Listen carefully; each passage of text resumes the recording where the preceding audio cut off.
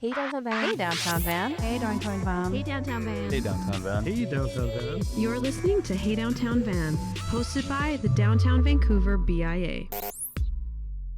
Hey Downtown Van, welcome back to another episode of the podcast. I'm your host, Sofia Laratta, and today I'm joined by Downtown Van President and CEO Jane Talbot, as well as our special guest, Peter Jackman.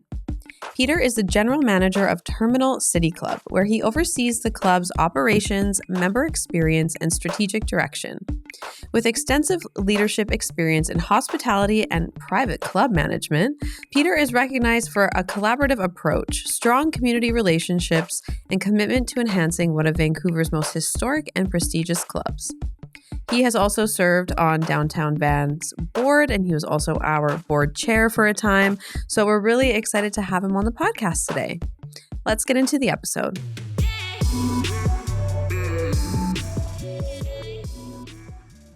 Peter, welcome to the podcast. Hey, happy to be here. Nice to see you, Jane. How are you, Sophia?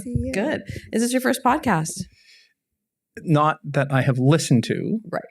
but on, yes. Wow. Well, Excited to be here. we're happy that we're your first. I know this is the first podcast. You have worked in Vancouver's hospitality scene for quite some time. What drew you initially to the industry, and how did you get to where you are now at Terminal City Club? I don't know if you get drawn into hospitality or you draw to it. I think that in every job I've had, it's been working with people, and certainly working at Terminal City Club, it's a big shift from where I was. I had worked in member organizations, I had worked in philanthropy, and I was a member of the club. And I liked the fact that they wanted to grow the club. And with a history of growing businesses and working at organizations with memberships that had done the same, felt that Terminal City Club had an opportunity to grow and kind of had an opportunity to go over there. So I was really pleased to kind of shift over to that role. The board of the day took a big chance on me, and I worked really hard to try to figure it out with lots of different operations and businesses versus just a club. Did you have a background in the hospitality industry? Every promotion I had as a kid in a kitchen was from stick-with-itness, not necessarily talent. The promotions in the kitchen came from, being up, showing up on time and working hard. I started off in hospitality, working in the kitchen, washing dishes as a teenager, which was a hoot. And then sticking with it, I got to make salads, and then quickly moved on to making desserts, and about half a night later moved back to making salads. Desserts are hard. It's really and fine take detail them on that. seriously. And in university, I knew at the time that I had a great job studying in Montreal. And I was studying arts at the time, and I had a job working as a disc jockey at about 15 different clubs downtown Montreal. What, you were a DJ? I know. Can you still do that? And everyone would say, were you DJ PJ? No, it was Sweet Pete was the name of I my club. like that. So yeah. the job with the DJ in Montreal, you two would come and I would be playing questionable music, but I would hand you drinks because people were encouraged to pass the DJ a drink to get the song they wanted. So I knew at that time that it was a great job. It was a great gig. It was a lot of fun. Interacting at some of Montreal's biggest clubs was a hoot. I didn't particularly care for any one style of music, so I could work at a variety of different places. I would get in my car and drive home and listen to AM radio, talk radio, because you'd be so tired. And there was late nights. There's a lot of really late nights that you'd be working at those clubs, but fun. What Great kind of interact. music? Crazy lore. What kind of music did you play? Well, Jane, in the early 90s, it was early 90s music. So did you have a go-to song that you, no matter what event you were working at, you played that song? No, you would have top 40 bars, you would have funk bars, you would have rap bars, you would have all different styles of music that were there. And many of those same clubs are still in business today. So they were big clubs, and it was fun. And I think what I got more than a lot of the DJs in the business was I got the business. So when you would see a dance floor that was bouncing away and having so much fun, you'd mix it up and totally shift things up. So this past weekend was one of Montreal's biggest weekends in the F1. And I remember that weekend as it being just crazy times, crazy nights. And I remember putting on a Christmas song that killed the dance floor. but it crushed the bar. And in the nightclub, the business is selling drinks, not dancing. Mhm. And I think I understood that. I understood how the clubs worked. You'd have eye contact with the bartenders to let them know that you're going to mix things up, and they would get, hit hard. That's interesting. Wait, so did you want to crush the bar? Well, that helps pay the bills. Oh, you If mean no like one's- you They'd all crushed go to it? the bar. Like Oh, they would- everybody went to everybody the would- bar. I would thought you vacate the meant, dance like- floor. I thought you meant they left, and it like some would shift out of the club because it's not a bad thing to cycle those in line to come in and have a great night. Do you have a favorite song from that time? Oh, I read this weekend that Rob Bass passed away, and "It Takes Two" was like a huge hit from that time. Yeah. We all know that was even the young ones. And I know you remember, but there were so many great songs from that era. It was so much fun. You go back and take a look at some of the songs that were banned from being played in clubs that are very much like middle of the road, played on FM stations all the time. Yeah. So when you go back to that time of the concerts, the bands that were there, and as well as live bands that would come through, it was a hoot. Like it was such a fun job. So I love that interaction with people, and I knew regardless of where I went, it would be working with people for sure. I love that. So Terminal City does a really good job of blending tradition with modern hospitality. How do you make decisions about what to preserve versus what to evolve? And that's a good question, Jane. For those who don't know, we're the club became Terminal City Club in 1899. Before that, it was the Metropolitan Club. So we came of the Metropolitan Club. Our Metropolitan Ballroom is still paying homage to that. But our early records date us back to 1892. So we're old, and we have an incredibly rich history. When you take a look at how long this club's been around, it's had to evolve. There's a couple world wars, pandemics, and things that we've lived through and lived with. And when you take a look, really at making sure that you're capturing your history, but not being tied to it, right? And I think organizations, even like yours as a membership organization, we have to continually evolve to what our members need, what they want, and what they suggest. And there's like good ideas and bad ideas. So I think what we've always looked at Terminal City Club is, how do we make sure that our members are having a great experience? How do we make sure that we're evolving? How do we make sure that as an operation, we're keeping up with the times?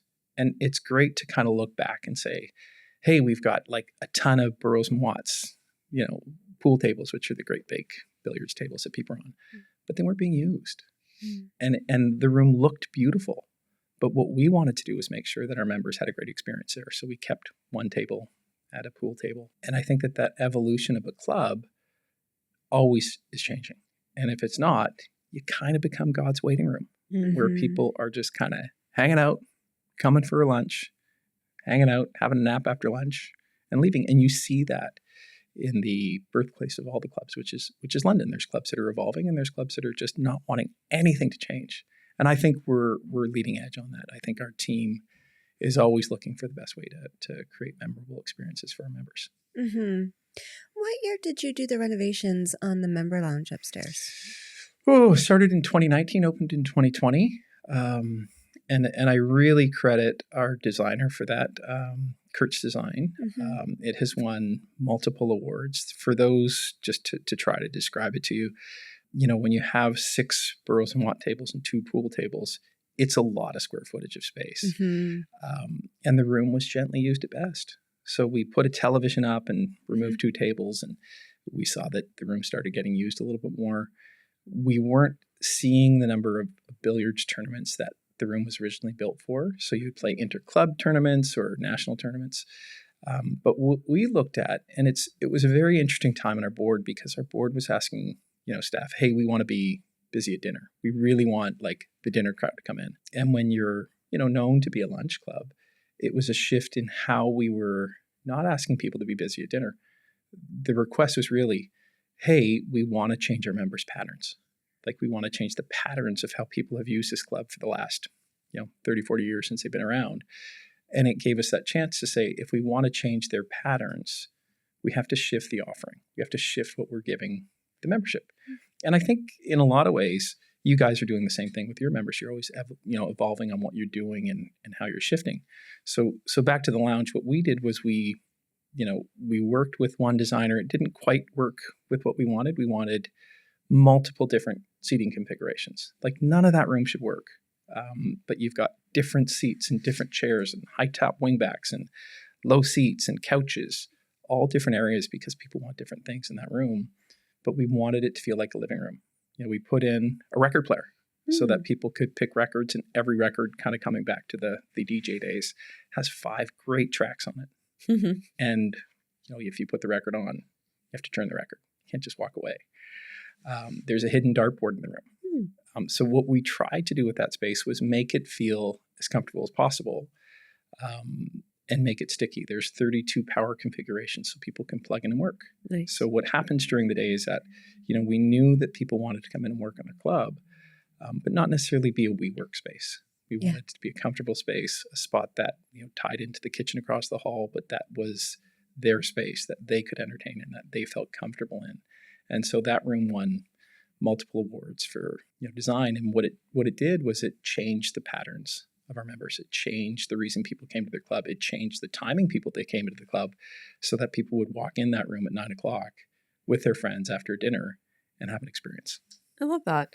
The club also does some really cool events too, right? Like during Halloween, you have a gala of sorts, and then you also have wine nights sometimes, or like wine tastings. I feel like we might have to have you down, Sofia. I would love to.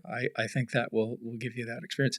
I mean, when you take a look at any private organization, it's part of their DNA. When you're hosting events, you're creating those experiences. We've got a couple great ones coming up this week. We have weekly groups that do events. Sarah McLaughlin will be speaking to a group on Monday, Wow. which is terrific. The Zajac Ranch for Kids, we do their annual gala every year. So there's a couple times that we kind of say, hey, we're never in a position to write a big check, but we have the space, we have the time, we have the talent. How do we get behind these big charities to support them? Mm-hmm. So the Zajac Gala is one that we've had for a number of years. Our own gala, from Bond nights to Batman theme, I remember the scandal. Our members dress up, show up, and experience it. So those events that we do, we survey our members on what they want to come to. I think sometimes we think outside the box of what we're doing. I can tell you this year that the theme is a little unique for us, in an Alice in Wonderland theme. And we always tried to do that party the nights that the clocks fell back, but I guess that's not an option anymore. Oh, yeah. So you got the extra hour sleep. Oh, yeah. So it just gave that That's member funny. a night to reclaim the night. So we always had done it that way for the last 10 plus years. But those parties, those events, those experiences, I think that's what differentiate your club. It creates something that is memorable. Mm-hmm. And when we look at what we do, we're in the memory making business, right? That's really what you do in hospitality, be it us, a sushi restaurant, anybody out there. You're in the business of making sure that person has something to talk about. They're creating a memory. And sometimes it's family-based, sometimes it's friend-based, sometimes it's with your spouse, your partner, or others. But we're lucky in that the space we have is big, and we can do unique things with it. Mm-hmm. Sarah McLaughlin bought me ice cream once. Really? Where? Yes. My family has a cabin in Invermere, and she was there for some reason at the tiny little ice cream shop. And there's like 13 of my family, and like big Italian family. Anyways, she was behind us. We let her go in front of us, and she was very thankful, and then just bought us all ice cream. How good is that? I know. What a great story. Maybe I kind of want to sing Sarah McLaughlin. That would be somebody that definitely, going back to those days, she was a superstar, I think. Yeah. Yeah, icon. What I think people miss about Sarah McLaughlin is what a wonderful heart she has and how philanthropic she is with that heart. And some of the things that she's doing are just amazing. And so that's the reason that the Rotary Club will be celebrating her next week. Yeah, that's really cool. For That a she's gonna be philanthropic there. award they have. I love that. What does creating an exceptional member experience actually look like behind the scenes?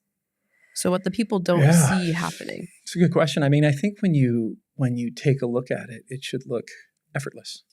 And I think that at any great hospitality organization, any great club, anywhere we go, you don't see the hard work that happens behind the scenes. So we know that at the club, we plate roughly 500,000 plates a year through our catering and our restaurants. Wow. And when you put that into perspective, it's enormous. So we'll do 2,200 events through our catering team, and it's a machine. But we know we know our members, we know what they like. And what we want to do with that is make sure that there's those dialogues that happen behind the scenes. And you guys run events all the time. You get it. You want to make sure you know the likes, the dislikes, and more importantly, how you're anticipating the needs of those events. Mm-hmm. So we are very proactive with AV in the operation. We're familiar with if a member comes in, whether or not they're a sparkling or still fan of water. We work with a great local company called Vivro, which saves, I don't know, tens and thousands of bottles thrown away a year. So we really want to make sure that experience that they're doing is effortless from the time they walk in the door till the day after. So from the billing to the experience to the creating what's there, our team is on the same page from the start. So there's a lot of pre-meetings, pre-planning, and preparation that goes into any event beforehand. And so those daily meetings happen. They talk through the event. Our culinary team is creative. We have a number of different dialects spoken on the team, which means it allows us, although we're a Western kitchen, to do unique dishes. So we can do that from time to time, where we're able to bring in, terrific curries from someone's hometown and be able to experience, wonderful lamb dishes from somebody that might be, loving their Greek, or in the pasta case, creating wonderful pastas from scratch if we can. Well, so I think that's good. I'm happy to hear that. And I think that's part of it. Like, the food is only part of the experience. It has to tie into the whole experience. So whether you're at one of our restaurants, if you're visiting Mink Cafe, the Lions Pub, Call Me Back, or having an event with our catering team, there's no difference in the experience. We want that experience to be just like consistent throughout. And that's sort of, I always look at it, any organization, it's the quality, the consistency, and impeccable experience that you have. If you have those three things down, you're probably going to have a pretty good experience. So that's what we work on. The quality, consistency, impeccable service. Yeah. Well, it shows. What year did you start there? 2014. Okay, so That's a tough question. That was the hardest question yet. I had to do math backwards. since 2014, you've led the club through significant change. And Yeah. And what would you say is sort of the most difficult decision you had to make, or the toughest lesson you had to learn? So when you take a look at operations, I think what surprises people is we're familiar with the front of house team, right? We get to know the servers. We get to know the leaders that are on the floor. But we're a big operation. There's just under 250 people that work there. So to me, the heart of house is what makes the difference in any operation, those that you don't necessarily see, because you can't create that wonderful experience without everybody beating the same drum. So when I started there in 2014, we had an opportunity to really think differently on who we were. And I think, I get why they were interested in me coming on board, because I like to grow things. And I think that was the biggest opportunity that we had. We wanted to grow the member experience. We had about 1,550 members. Today we're at 2,100. The operations revenue has grown over that time as well. But more than anything, it comes back to the events, the experiences, and creating those special moments for our members. But I don't differentiate how we treat a member that's paying dues or a team member. And I find the best leaders are the ones that treat those people the same, because your teams that are executing on all the events and all the experiences, they're the ones that are really creating those memorable experiences, Jane. So when you see people that are coming to the club and they're connecting with your teams, we have to make sure that everything from the arrival to the experience to, connecting with their experience is great. And we often know people are entertaining. So, you're on, have an opportunity to those that may not know the club, have a great experience at the club. And be that in the Lions Pub, which is open to the public, or Call Me Back. Those experiences are there, and we're always wanting to not only provide that wow, but that consistency in everything we do. And we know that in most of the operations or kitchens, the executive chef isn't always the one that's behind the line making the food. That consistency comes from the team that's there, the first cooks, the CDPs that are there, those groups that are, doing all the preparation, make it so important to the organization and what that experience is. Have you tried anything that didn't work? Oh, always. What's Like your favorite? we're always this trying didn't things work that don't story? work. I won't. We had an event years ago, and I remember thinking halfway through the event, we need to bring someone in that can produce a party because we just didn't have it in us. Mm-hmm. We worked with Brand Live that produced a number of our parties thereafter. And again, they thought way bigger, like so much bigger on what the experience was. And we went from a group that had 120 and we were like, wow, look at us. We had 120 to 850. Wow. Just based on the theme, the experience, the invite, what that looked like. And I knew at that point, I knew we had it in us, but you need to work with partners sometimes that can execute for you. So there's that. There's other areas that we're, we've leaned into that, you have a miss, but you want to try stuff. You can't constantly just say, hey, we're not going to change anything. Yeah. Because that's not fun for the team who are exceptional. Yeah. And, in any operation, any leader will say, like, it's terrific to give the kudos to the leadership, but it's the team that executes that deserves all the credit because they're the ones that create that experience for you. Well, also, you recently took over Mink in the last few years, right? Yeah. Mink Chocolates. Yep. And then you opened Call Me Back. Whose idea was Call Me Back? I'd say that was, we'll go with Mink first because Mink had been a tenant for many years. And we always wanted to expand our footprint. And that's something that we've done, and we can kind of dive into a little bit of that in the chat ongoing, just with wellness and other areas. But we know food and beverage. We have, unlike a lot of historic clubs, we have the ability to grow our footprint. So when we developed that tower, we looked at ways to, the condominiums are there. You've got 60 hotel units, you've got offices, and then the storefronts we had leased out, and then a parking lot with about 380 stalls. So we wanted to take that space over and ultimately have some change to it. And so we're working now on being able to get a liquor license in that space. I don't know whether you two will be coming for a glass of wine with your chocolate, but I can see it happening. I think it's a kind of spot that it's a beautiful park, Lot 19. I know that Downtown Van does a ton of activation in that park.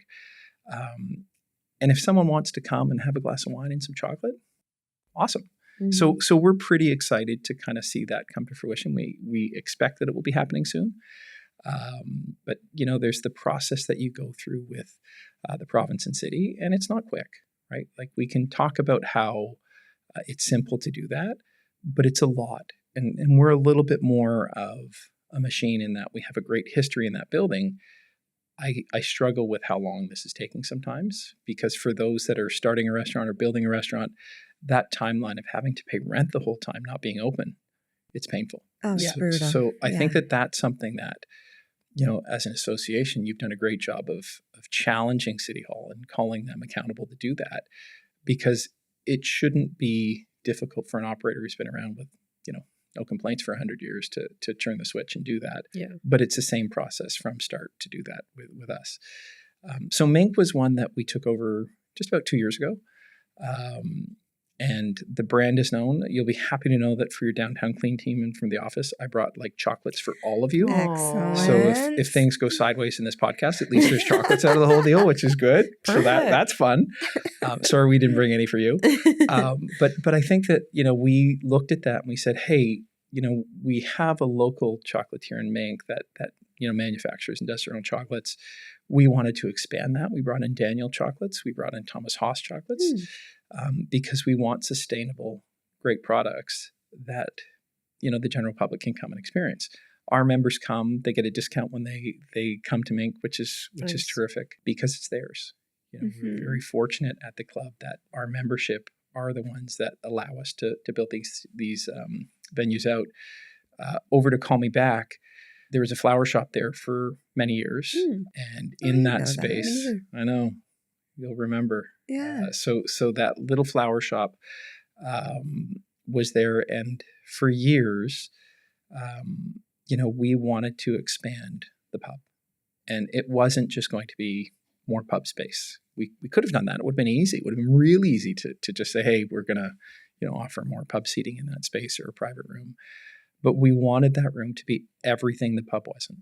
So with the designs in the space, with the creativity of the room itself, we looked at Call Me Back as something that would be a destination spot that people would come to. And it's really not somewhere that you would spend 6 or 8 hours. It's kind of 2 to 3 drinks. So the room turns over a lot. There's 22 seats in there. When the flower shop moved out, we punched a hole in the door. We put up a fake phone booth. I don't think that my wife has ever been happier than when the 97 telephones that are on the walls and behind the bar left her basement. We looked at that space and we wanted to create something that was a little different, but it was not so much that you would be texting your friends while you're there, but rather Instagramming pictures of the space. And we really, with intention, thought through how do you create a space that you're connecting directly with the service team in a way that they know what you love and create that for you. The menu is a Yellow Pages. So there's ads in the menu that look like the old Yellow Pages for the young listeners online. It's the phone book was something that Jane and I grew up with, so we're familiar with it. Do you remember the Yellow Pages, Sofia? Yes. Yeah. So, but that I credit our design team to think so differently on that. They didn't have direction on what to do. They were creatively looking for ways to create that memorable experience. So, even the washrooms with the original selfie on the wall, Andy Warhol, I think there's about 80 different individual pictures of Andy Warhol that are on all the ceiling, on all the walls. We wanted that to be a selfie spot. We wanted it to be somewhere that people would take pictures. We wanted it to be an Instagrammable space. And it's turning out to be just that. So Call Me Back is a unique space, a different space, a totally different menu that's in there from a food point of view, from a drink point of view, from an experience point of view. But it has to have the same experience from leaving that memory with people that are there. So we're really pleased with how it's going. It's certainly one of those unique spaces that's tough to get into. But I know if the three of us were out wanting to go to Call Me Back for a drink, we could probably be tricked into a glass of wine in the pub while we waited. And that's what we're seeing. We're seeing people come to the pub that normally wouldn't later at night and using that space. So we know we're full at lunch. We know happy hour is always going to be busy. But Call Me Back is a destination spot that has really created a unique room for people to come in and experience. And Sofia, I know I've seen you in there before and checked it out, which is good. Yeah. Did you have a favorite drink? I actually don't think I have been there, but Ellie has. You went to Call Me Back. Ellie and Janice have been to Call Me Back, and they made a video for you. I know. They did. I think we might need to bring you guys back. And I love Call Me Back. That memory. You know what I really like about it? It's interesting that you use the word connect. Like you connect with the service staff. You connect with the ambiance, but it's also a great place to connect with the person that you're with.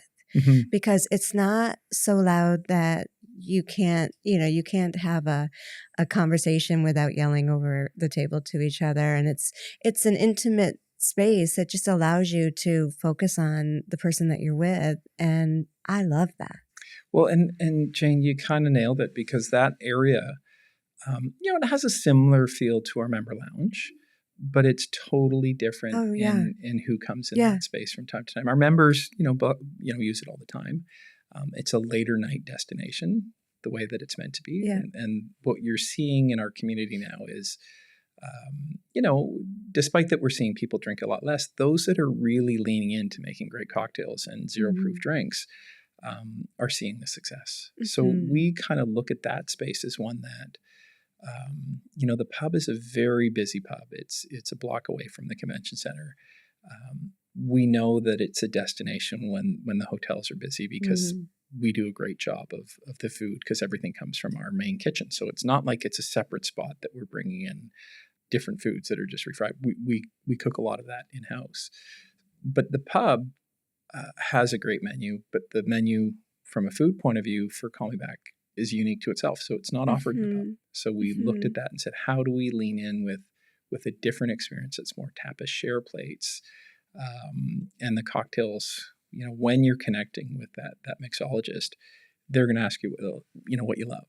And they're going to ask you how you like it. And they might surprise you with something that you never even thought you'd have before. And that's the beauty of a great mixologist. And so in planning for that room, I was fortunate to visit lots of cool rooms around the world that were those speakeasy type rooms or really cool rooms in different cities. And I think every room does something great to someone else. And so it's taking some of those good ideas from those either private rooms or clubs and learning from them. Which is super cool. People love a but we have to speakeasy. make a plan to get you down there so you I can do a know. quality control check and see Absolutely. what's happening. I will definitely Jane come. will come with you. Yes. It'll be Yeah, like twist my arm. Let's do it. It's I one of my think that- favorite places. But you have to do that. You Oh, I have to love go and it. Yeah. experience it. And in our city, there are so many great rooms, right? There's so many great spaces to go or the options you have. And we try to look at it in a way that if we're creating something that's unique and interesting and someone feels a wow when they walk in the door, how do you continue that wow? And everybody that walks through that phone booth has an experience of like, what? How did I not know this is here? Yeah. And again, you'll come from classic rock of a pub that's jumping to a room that's playing maybe some soul or funk at a lower level, so you can have that quiet conversation around a small table. And again, we're not looking for you to come in and have a hamburger. We're fine with you coming in and having some spice nuts and olives and a different conversation that's there. There's some terrific fun dishes that they do in there. The dry ribs are really good. Yeah, they're pretty good. Yeah, they really are. Am I right in, you can correct me if I'm wrong, but was Call Me Back on a list recently? It was on the cover of Vancouver magazine. Right, yes. So we were pretty happy about that. We don't get a lot of covers. I don't know if you guys know that or not. Like we're just not on covers of magazines. And I think that was a little bit of a pinch me moment, right? Yeah. Like we were listed as the number 3 secret spot in the city. So that was kind of a fun item of the 40 spots in the city. How did I miss that? When did that happen? It's kind of recently. The spring. Yeah. So Oh. it was a spring issue of Vancouver magazine. And so they did a photo shoot on our kind of entrance wall, which was really cool. And I think that those what we know as the room is great. We'll constantly try to evolve to create the experience in that space. The cocktails are delicious, but they're evolving. We're on volume 2 now from when the menu originally came out. There'll be a volume 3 and our 1-year anniversary a couple weeks ago. We did, some of the original cocktails that we had on the menu. Nice. And I think that's the beauty is that, we're not tied necessarily to what's on the menu or in the yellow pages, if you will. But rather, Sofia, what do you love? Like, what's your drink? How do you do that? And you can see some mixologists will talk to you about how you like your coffee. And depending on how you like your coffee, they may come up with a great cocktail that you never thought you would love. I don't know how they do it, but they do it. Well, next up is 50 best bars. Well, I think that would be something that I think the team would love to do, and they've got some work to do. But that was a great experience. I happened to be in Dublin last week. I was at a spot there, a speakeasy there, shocking, and the bartender had been to Call Me Back, and No way. she had loved it. She was, I think, the number 1 bartender in Ireland, which says a lot because Yeah, that's a big deal. And the speakeasy that she worked at, she said, "Yeah, I came to your spot. I love that room. No way. It was a great experience." What a So that small just world. goes to show how small that world is. great. And having Yeah. the 50 best bars here, you go around, you check things out, you experience it, Mhm. and every room will have something for someone that they're going to love. Mhm. And while we don't necessarily compete, what we do is we're always competing for our members' time. And first, you have lots of options when you go out, and we all have our local or our favorite spots. But when you go out, you want to have that great experience where you can create some fun memories. Well, speaking of accolades, you have got major recognition for the club. You were talking about the award that you won for your design in the members lounge. What do you think has been the biggest driver behind all of these accolades and your success? The team.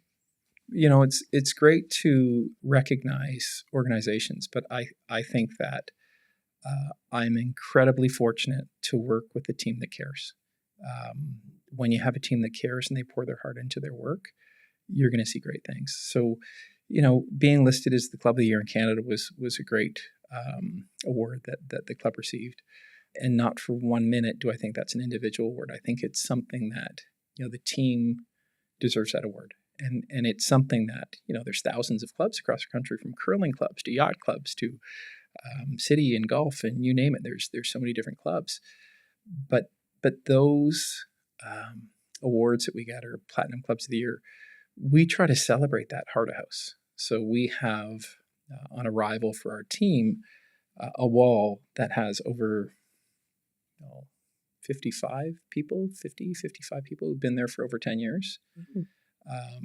There's 15 who've been there for more than 25 years. The people that stay there and that are, that culture comes from those people. Those that have choices, could work anywhere they want, but they choose to stay at Terminal City Club. That's where you're able to get those awards. So we can work with great designers. We can, have terrific teams. And the awards aren't something that any one individual, I don't think, ever deserves. I think it's a team award for the most part. So we're fortunate from a club point of view that we're innovative. We're trying new things all the time. Part of that is to make sure that we're constantly trying to impress our members. We're really in the process right now of leaning into wellness. Everything's pointing to people are drinking less. The stats are showing that. You can see the numbers from BC Liquor Distribution Branch and LCBO in Ontario. So we're in the process of adding a few thousand square feet of additional wellness space. And that's unusual for a club to add additional space, but we have the opportunity to do that in the office tower of the club. So we've added a Pilates and a yoga space or multi-purpose space. That's really nice. And part of that area of thinking differently is, the awards aren't why we do it. It's to connect with your members. And again, the staff members are our most valuable asset. It's great to say that it's the building or it's your paying members.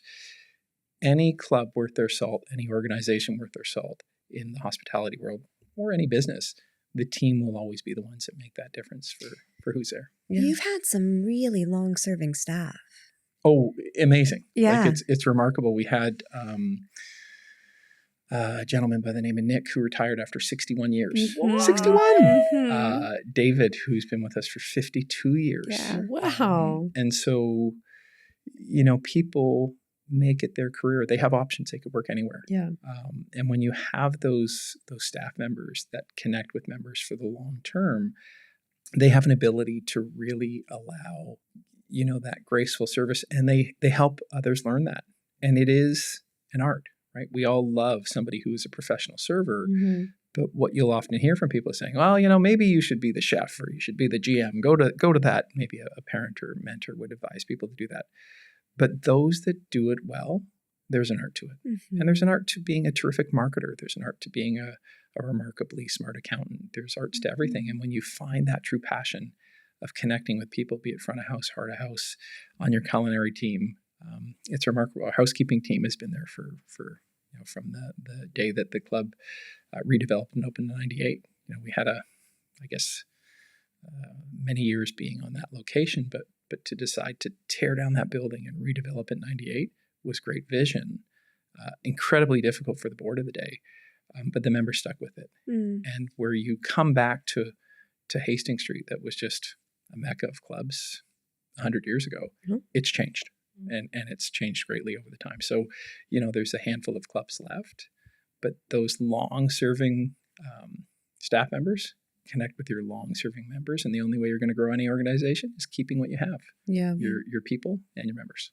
Very true. Let's talk about your time on the Downtown Van board. So fun. Anybody listening to this podcast, give back your time and knowledge. It's great, and this is a terrific board. I really enjoyed my time. What did you enjoy about it? What did you learn about the city yourself, leading a board? Because you were a chair for 2 years at least. At least, Jane. Yeah. It was good. I think that, when you take a look at giving back, I think everybody has that ability to give back something.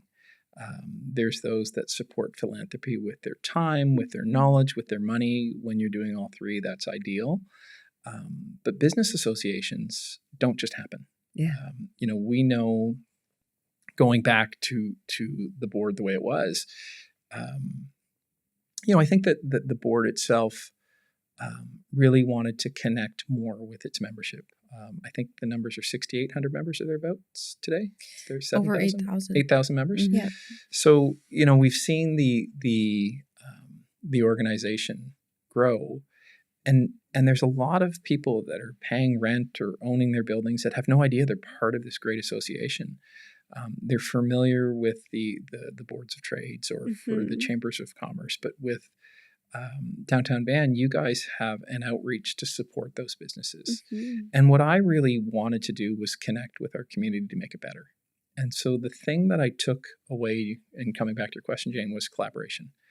I don't know if there's a better organization in the country that does as good a job as you guys as collaborating, with City Hall, with the membership, with the business community as a whole, because you don't compete. You're in a position that you want to see things better. You're in a position that you want to, certainly not give our politicians a pass. They do ultimately work for the taxpayer, but you want to make sure that they're being held accountable. And I think that this organization, from that time, and I think it was about 2005 to 2014 or thereabouts that I was on the board, you have that ability to really lean in, to really get to connect with the community and understand what's happening with them, understand how, where they're having problems, and you help them, because it's tough to navigate City Hall. It's tough to navigate the bureaucracy that's there, and they don't have that direct path that you guys do.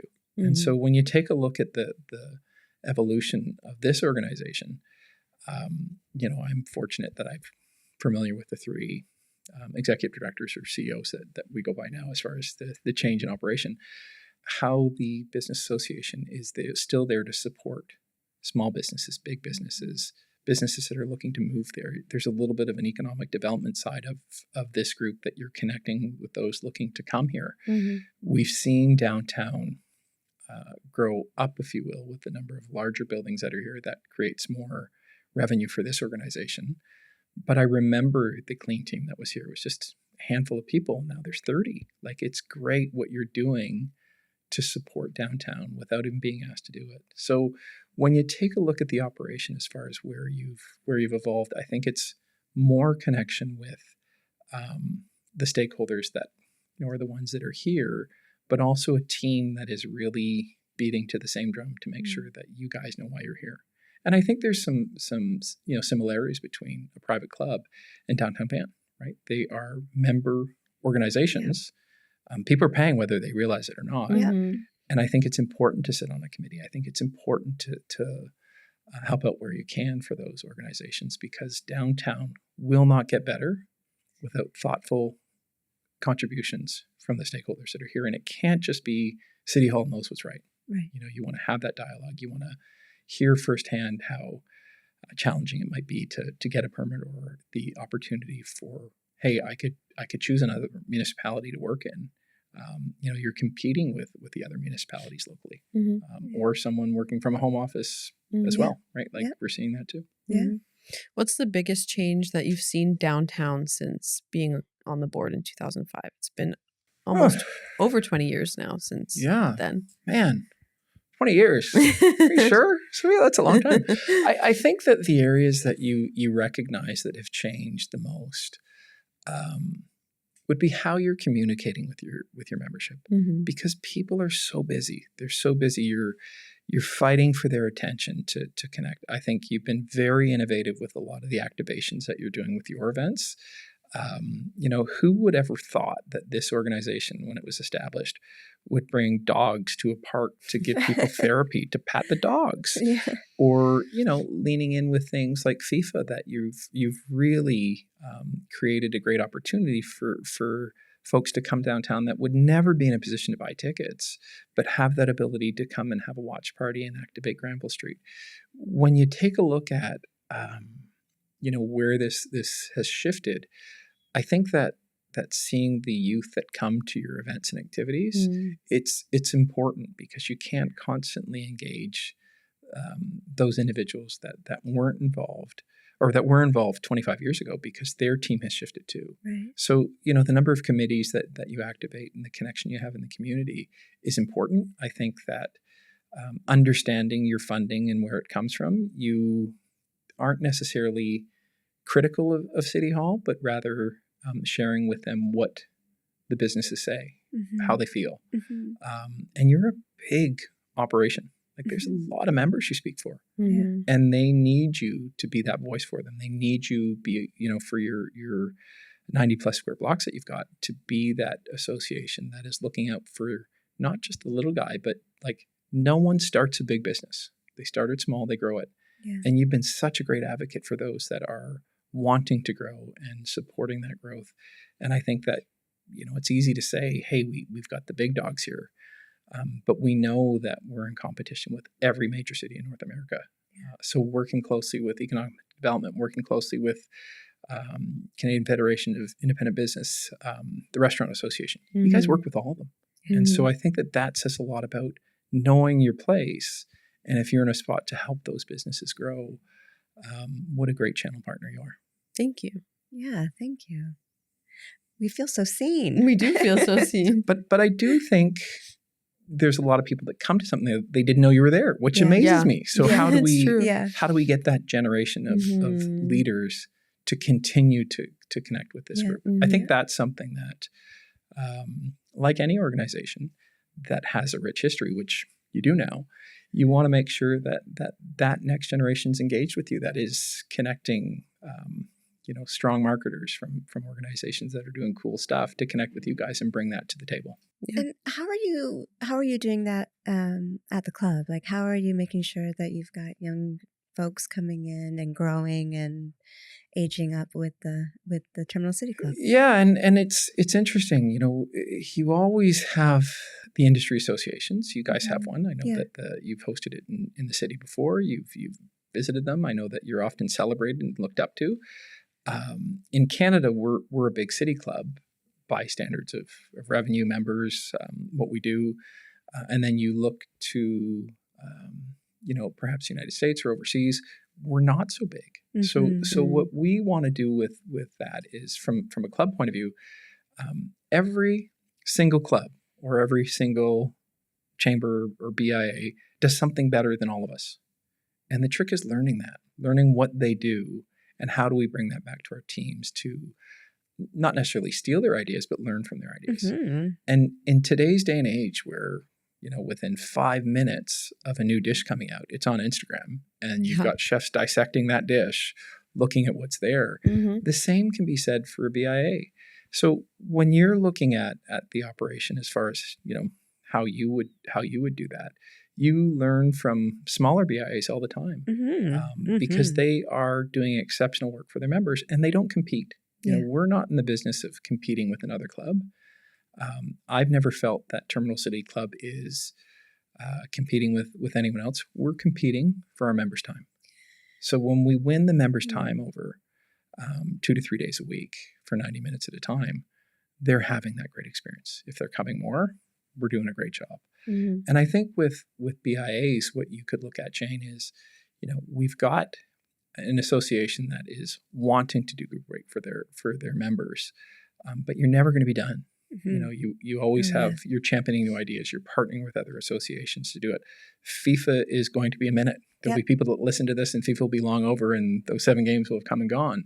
But you want to make sure that during those events that happen, how are we creating that wow? How are we creating that experience? Because it puts Vancouver, on the world map. And I don't think it's simply about a soccer game. It's about those that are coming and experiencing our city that will stick around. Yeah. And I get that, not everyone's going to stay in the square blocks of downtown. They're going to visit other areas. They're going to experience, Vancouver Island. They're going to go check out the rest of our province. And that's what you want. And the same can be said for when other activations happen in other cities. Just going back to the club for 1 second, what do you think the biggest misconception is about a private club? Yeah, that's a good question. I mean, I think that people look at them as they're exclusive and they're not welcoming. Nothing could be further from the truth. When you take a look at private clubs, you have like-minded people, of course, but you also have people that connect in ways that you would never have that ability to connect with them. And there's industry associations that run their regular events, and you'll see your fellow professionals at the events in your industry, and be it engineering or be it accounting or marketing, you name it, there's an association for almost everything out there. But when you have those like-minded people together and connecting, it's kind of magical to see that you've got that connection, be it either with the BIA or with a private club. The commonality that you'll have at a golf course is pretty obvious, or a yacht club. You've got that similarities at city clubs. We've really always seen that people are activated at or come to Terminal City Club. Wellness is a big part of that. So we've looked at that with a great 25-meter 4-lane pool and some squash courts and a fitness center. But we really want to expand that to create more wellness. Yeah. And that wellness will change over time. So it might be stretch rooms. It might be Pilates. It could be multi-purpose rooms that are there. It could be technology, Sofia, that when you get on the machine, it says, "Hey, Sofia, how are you?" And it's not AI. It's just computerized. And it says, "Do you want to do your regular workout?" And so you might do that. And then at the end, it's like, "Woo, you have a new personal best." Like that technology is here today on a squat rack, which is amazing. That is so cool.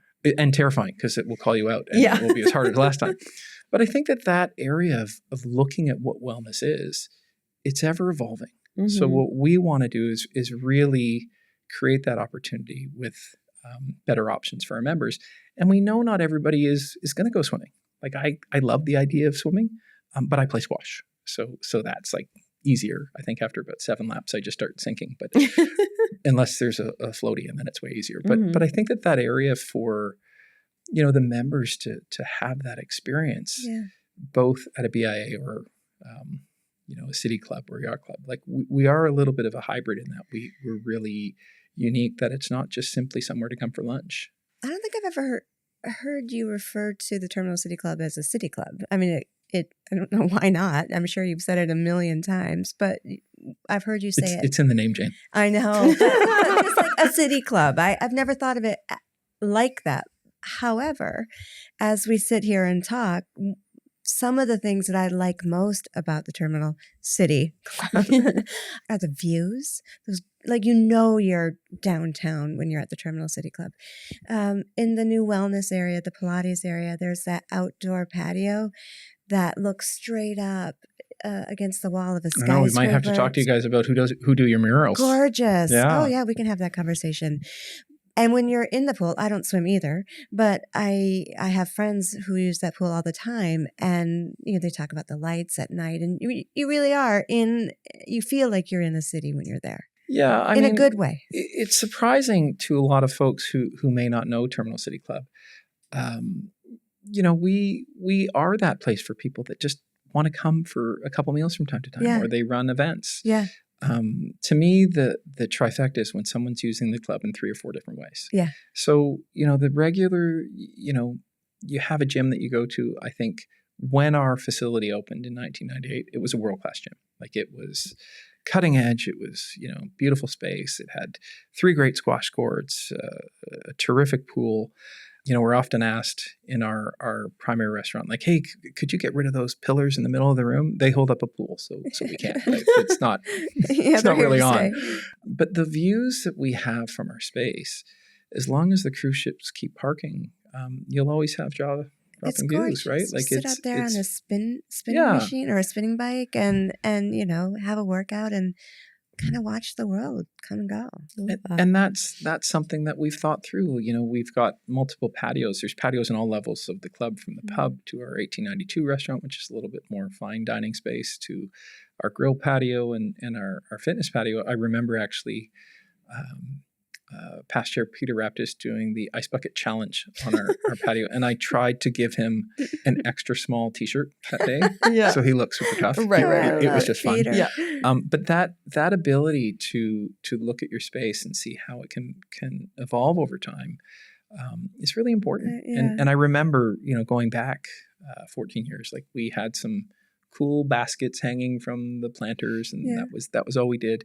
But we really wanted to look at the long term, and that's the business we're in. Like we're over 130 years old, so there's a lot going on. So we built out a patio that was separated by trees, and those trees will grow. And 14 years later, it's a beautiful space that creates some privacy for the tables that are there, and the views. Jane, to your point, we're really lucky, right? The board of the day had probably pushing water uphill would be the best way I could imagine they were trying to go through, because you would have ticked off a lot of people saying, "Oh, I like things the way they are. I don't want anything to change." And then had it not, I wonder if the club would still be here today. because the building had a lot of problems in that day. Mm. But it's really imperative that we were in a position to, capture our history that was important to us while evolving with a modern tower. Yeah. So there's some things like the dome that you walk inside. The views have always been terrific, but using the Cordova Street side to look out over, pretty cool area. It's So a special fun. place. Really is. I love Yeah, it. we're pretty lucky. Yeah. It's something that I know I'm here for a minute leading this club. I'm very fortunate to be here, but I also recognize that the best is yet to come, and our members count on that. And I think in a lot of ways, the BIA has to be the same. Like your members count on that too, that the best of downtown's coming. And in a way, you guys deliver part of that too, which is pretty cool. Thank you. Well, it's definitely changed a lot even since I've been here, since 2020. So more change to come. What are you looking forward to with Terminal City Club? Do you have any new plans coming in the next few months or years? Yeah, I mean, I think that there's there's always evolution in any operation. I think that some of the biggest plans we touched on a little bit will be expanding our wellness footprint. So we would like to add another 4,000 square feet plus of wellness space. It will be space that we've never, done things that we'll be doing before. I'm mindful that not all of the plans are locked down, so I can't get into the specifics of that. But we know that, beyond just getting on a treadmill or an elliptical or there's so much more in wellness. There's so much more technology in wellness. And our team is really evaluating what that will look like. And it could be infrared beds. It could be the technology that we talked on that recognizes your face. And I don't think it's so much AI-based as it's just computerized. Like that technology is here today. So where we're going to lean in is really providing different offerings in wellness. We know that that's an important part of why people become part of the Terminal City Club, but it's not the only reason they're there. So we'll always be looking at ways to elevate, change, shift our menu. You're seeing right now in menus, and I know you've had many chefs and others in the hospitality industry on, people's patterns are changing right now and how much they're eating and what they're doing. And you're seeing that, what they're drinking. So it's a tough gig right now to run a restaurant. It's very difficult to make your margins when people are wanting smaller portion control and they're not drinking what they used to. So we have to really lean in and do that job that people are saying, hey, they get me. They get what I love. There are members that we have that have never looked at our menu. They come in and they just tell us what they want, and we can do that, which is fortunate. I didn't know that.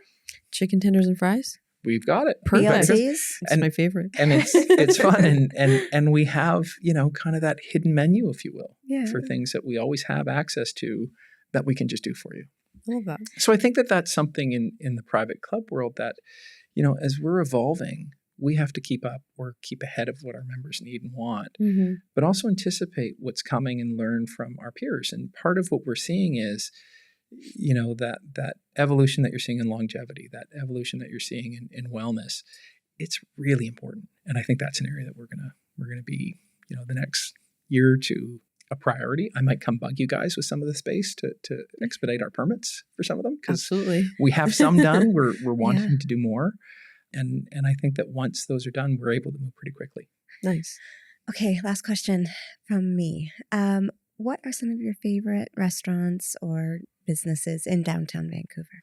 Ooh, good question. And there are so many amazing chefs downtown. There are so many amazing places downtown. I'm really excited to see Simon's come downtown. I think that is one that, as a resident of the North Shore, I've gone there for a long time. I'm familiar with them from Montreal. I think that will be a game changer downtown. I'm excited to see that. I believe that will be a huge addition to downtown that will be well received. I love going to Joe Forte's. I think that we look at the modern, the new, the unique, and I'm more of like, how do you go to spaces that create that great experience with the teams? I've never had a bad experience. The Bacchus Lounge is another one that I love. Oh, The yeah, Wedgwood love it Hotel. there. It's so comfortable. nice. It's cozy. Yeah. It's terrific. My mom was visiting a couple months ago, and we had some great meals there. And I think, she's always welcome to stay with me, but she loves staying downtown. It's her little vacation. Yeah. And that's a terrific spot. I mean, there are so many terrific sushi venues downtown. We're incredibly fortunate with the diversity of food that we have in our city. Yeah. And I think that like people look at our city, not only because the Michelin experience that we've got in the city, but such great experiences. I know that Chinatown's not our area, but there's some terrific, unique spaces over there. And I love those places that you go and they make you feel something. They're connecting with you. And I think that, the nights at the spots I touched on are great that way. I love that. Well, hopefully we'll see you DJ at the next Granville Block Party.